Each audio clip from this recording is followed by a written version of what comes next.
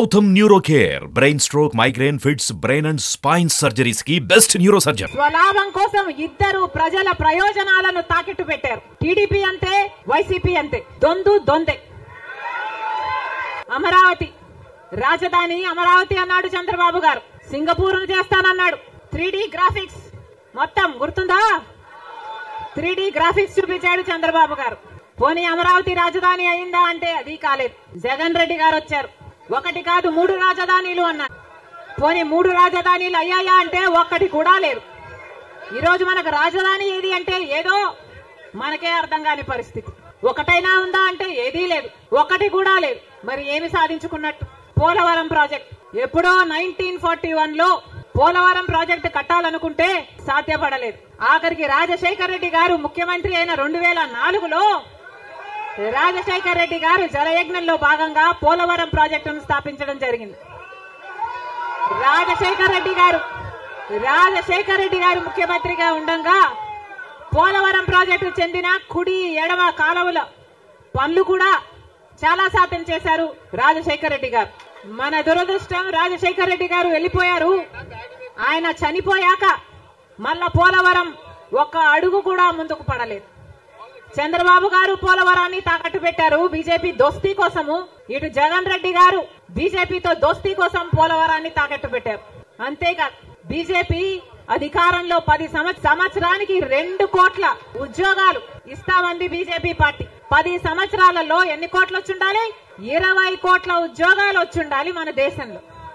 ఆంధ్ర రాష్ట్రానికి కనీసం 1 కోటి ఉద్యోగాలైనా ఇచ్చిందా బీజేపీ పార్టీ? పోనీ 10 లక్షల ఉద్యోగాలైనా ఇచ్చిందా బీజేపీ పార్టీ? కనీసం 1 లక్ష ఉద్యోగాలైనా వచ్చినాయా? లేదు. ఆంధ్ర రాష్ట్రంలో 1 లక్ష అంటే 1 లక్ష ఉద్యోగాలు కూడా ఇవ్వలేదు బీజేపీ పార్టీ.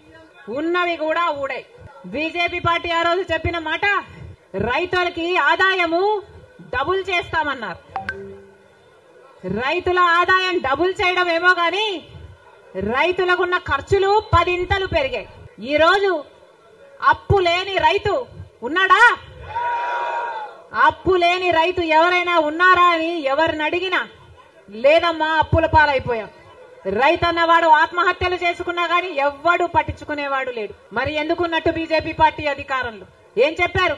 స్విస్ బ్యాంకులలో విదేశాలలో ఉన్న బ్లాక్ మనీ మొత్తము తీసుకొస్తాము, అన్ని పేదల చేతుల్లో పెడతాము అని చెప్పింది బీజేపీ పార్టీ.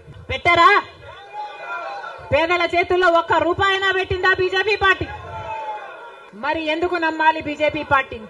టీడీపీ పార్టీకైనా జగన్మోహన్ రెడ్డికైనా ఎందుకు చెయ్యాలి బీజేపీ పార్టీతో దోస్తి? ఎందుకు వాళ్ళ ఎమ్మెల్యేలు, ఎంపీలు, రాజ్యసభ ఎంపీలతో సహా బీజేపీ పార్టీ తొత్తుల్లాగా ఎందుకు మారారు? టీడీపీ పార్టీ అయినా వైసీపీ పార్టీ అయినా ఇద్దరు కలుపుకుంటే వాళ్లకు చెందిన ఎంపీలు, లోక్సభ ఎంపీలు 25 మంది. ఆంధ్ర రాష్ట్రానికి చెందిన ఎంపీలు 25 మంది. 22 మంది వైసీపీ అయితే 3 తెలుగుదేశం పార్టీ. కానీ మొత్తం 25 మంది ఎంపీలు బీజేపీ పార్టీ చేతుల్లో ఉన్నారు. బీజేపీ పార్టీ ఏం చెప్తే ఈ ఎంపీలు మొత్తం అందరూ గంగిరెద్దులాగా తలూపుతారు. రాజ్యసభకు చెందిన 6 ఎంపీలతో సహా మొత్తం 31 ఎంపీలు ప్రజలు బీజేపీ పార్టీకి ఓటు వేయకపోయినా, తెలుగుదేశం పార్టీకి ఓటు వేసినా, వైసీపీకి ఓటు వేసినా ఉన్నది మాత్రం బీజేపీ పార్టీలో. మరి ప్రజలు వైసీపీకి గాని తెలుగుదేశం పార్టీకి గాని ఎందుకు ఓటు వేయాలి? బీజేపీ పార్టీకే ఓటు వేయొచ్చు కదా. వైసీపీ గాని తెలుగుదేశం పార్టీ గాని ఎందుకు వాళ్ళ